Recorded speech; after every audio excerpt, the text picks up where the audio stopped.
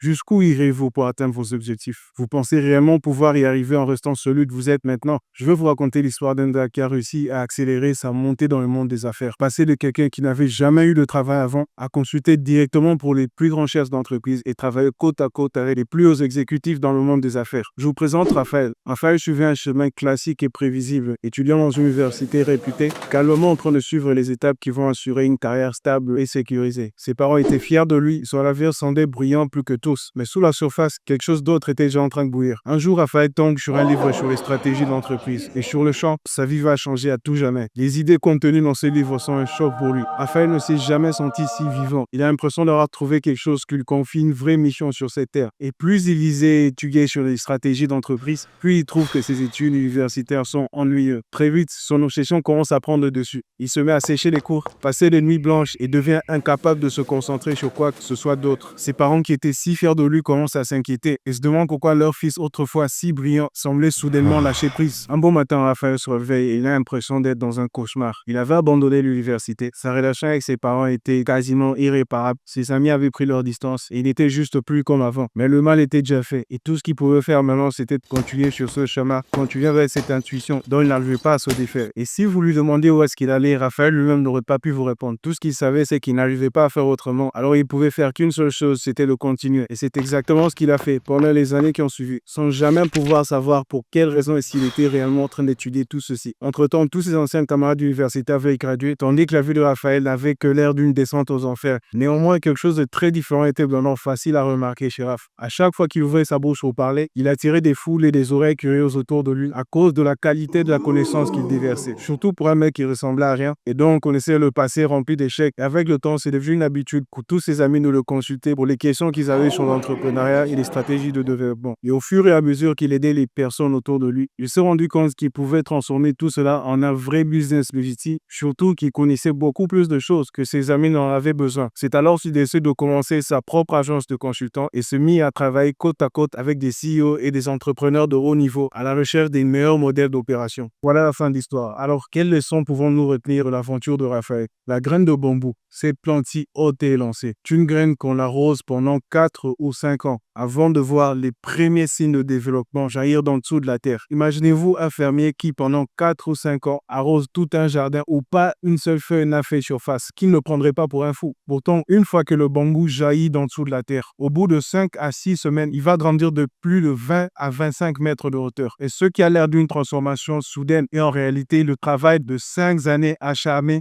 à ne voir absolument aucun résultat encourageant. Donc, pour répondre à la question comment accélérer son processus vers le succès, il faut d'abord devenir un maître en quelque chose. C'est-à-dire qu'au jouer dans la cour de grand, il faut d'abord devenir un grand soi-même. Mais pour pouvoir faire ça, vous devez être capable d'accepter que personne ne verra cette transformation en train de se faire. Pendant des années, vous n'aurez l'air de ne pas pouvoir progresser du tout. Et en même temps, être conscient qu'en réalité, vous êtes en train de devenir quelque chose de meilleur. Donc, le plus grand obstacle que vous aurez dans votre accélération vers le top du succès sera une question de perception. Est-ce que vous allez laisser la perception du monde autour de vous influencer votre propre perception de la réalité que vous connaissez entièrement, ou allez-vous pouvoir résister en face des arguments et preuves que vos efforts sont inutiles et qu'ils n'aboutissent à rien? Donc désormais, à chaque fois que vous perdez courage et que vous perdez la perspective de réussite qui vous a lancé sur ce chemin pour commencer, souvenez-vous que toute plante pousse ses racines d'abord avant de pousser son tronc. Et ceci pousse dans le noir, là où personne ne peut les voir.